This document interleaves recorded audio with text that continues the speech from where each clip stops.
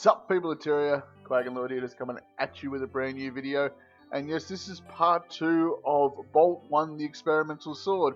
So episode 3 in the series. In my last episode, you can click the little box on the bottom right hand corner of the screen. If you have not seen it, it's the first part of the Legendary Collection to craft Zap, the precursor for the legendary weapon Bolt. So moving forward with the second part of the collection, this is from 12 to 21. Basically, I'm kicking off starting in Fractals with number 12, and this is the Arch Diviner's Talisman. The tooltip is found inside the chest after feeding the legendary Arch Diviner in the Cliffside Fractal. So this is quite easy. The lowest level you can do is a level 7 Fractal. I've done it here with the Pug group. Everyone pretty much in my group was very new to Fractals, so I had a lot of fun explaining what to do, but we got through it quite easily, and there we go. In the chest at the end, we get the Arch Diviner's Talisman. So the next part is the Ancient Figurine. So this is found in the Aquatic Fractal. The lowest level one you can do is a level 3. That's what I've done. I've done it solo.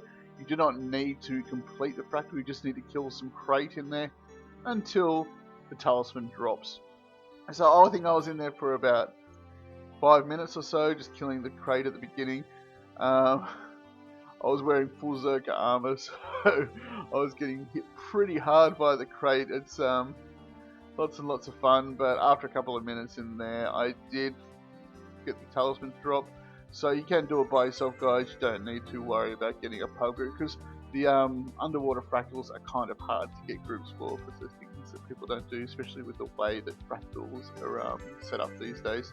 So moving on, after that we got the painted Mokoki Hunter's Pottery, purchased from Mokoki in Dredge Hunt Cliffs after helping the Grawl stave off the Spania attacks.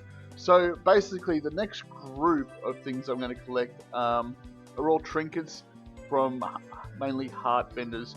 So it makes it a lot easier if you use a character that's got map completion, because then you don't need to do the hearts first. You can just go up and see the vendor.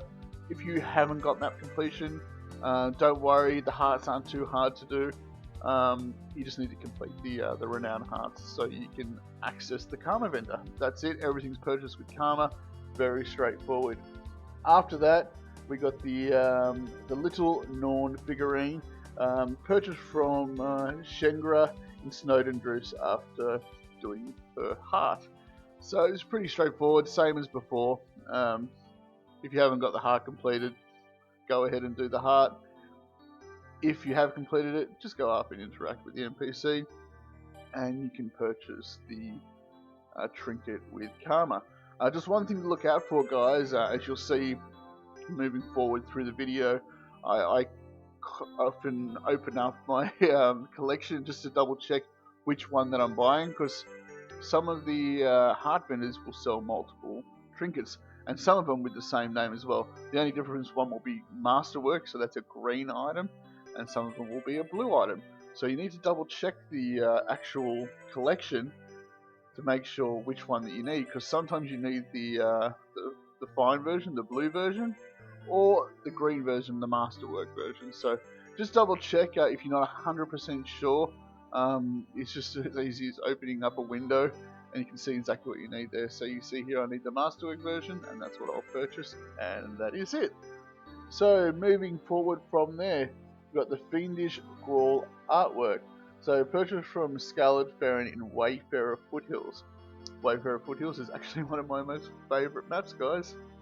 My first two characters were Norn, a Norn Warrior and a Norn Ranger. So I spent a lot of time with Wayfarer Foothills, and I think I actually made a Norn Elementalist too, but I can't really remember. That's almost 4 years ago since launch.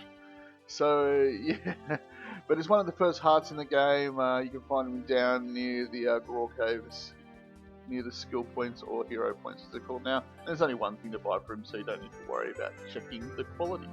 Well, enough of me reminiscing about the past and when I first started playing the game. I'll keep moving on. So the next thing is the Mini Mighty Uyu, I think that's pronounced correctly. Purchased from Scissor in Timberline Falls. So this is another renowned heart, quite easy to access, right in the middle of the map there, and right very close to a waypoint. So all you need to do is waypoint into Timberline Falls, make your way up to the heart, and get your trinket from there. And again, there is multiples of the same type of trinket here, so do make sure that you get the correct colour, green or blue, depending on what it says in the collection. Let me just double check right here. So as you can see, we've got green and blue,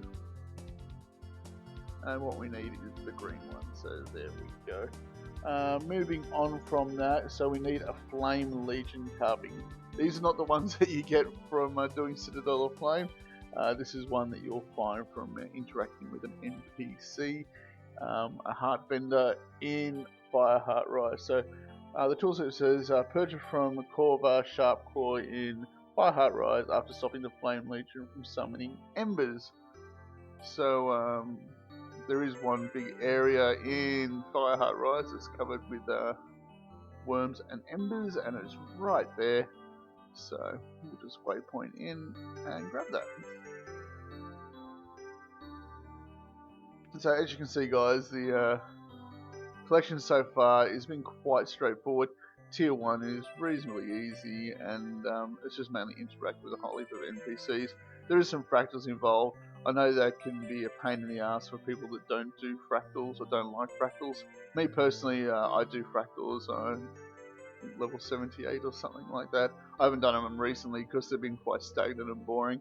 But hopefully, knock on wood, as Mike O'Brien has said, there's going to be some changes coming in the next 2 weeks for fractals with the next, with the April patch that's coming out. So we'll find out and see what happens then, and maybe I'll make a video about it. Never know. So moving on to the next one, we need the Wop Wop God icon. So purchase for a Wop Wop Chief in Fireheart Rise after helping the Wop Wop tribe survive close to being so close to the Flame Lands. So this is pretty straightforward. As again, it's another heart. You just need to interact with the heart NPC and buy the trinket from them. Okay.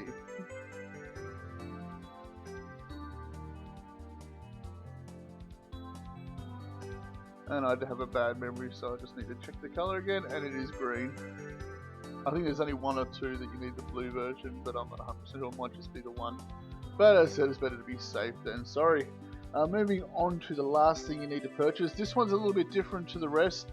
It is a NPC, but it does not have a merchant symbol or anything involved in that. It doesn't even have a renowned heart because it's located in the Straits of... is it in...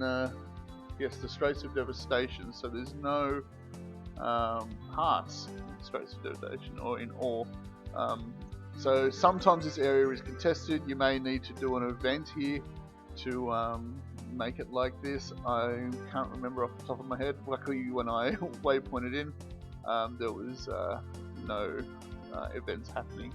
And there is a vendor here, so as you can see, Scholar Nabby, she's just chilling by herself there. She doesn't have a vendor icon on top of her head, but you can interact with her, and you can buy the Ancient Orient Urn from her. Last but not least, as you can see on the video, I finished it. That was the last one for me to do there. But to keep it in order for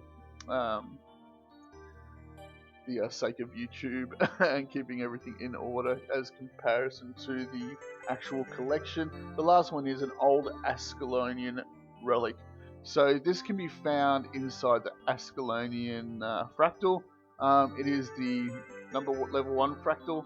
I said I've done it here by myself. I didn't join a group or anything like that. You don't need to complete the fractal. You just need to make it into the city and start killing off the Ascalonian soldiers. There's a few Char NPC that come with you and help, so you don't need to worry too much, even though some of those NPCs do hit very hard. So there you go, guys. That's the Bolt 1, the experimental sword, completed. So what do we get from that? So, not much at all, really. Just joking. No, we get the box of artistry. So what's included inside the box of artistry? You can open this up on any character that you have found it. The contents are account bound, so don't stress too much if you do open up the box. But be careful, because what inside can only be used by certain characters. You have to have weaponsmith, preferably weaponsmith that's up to 500, because there's going to be some ascended crafting there, guys. So we get the Essence of Artistry and Box of Recipes Zap, the first tier. So that's it, guys. Don't forget to tune in probably the next few days to see what I do with the recipes.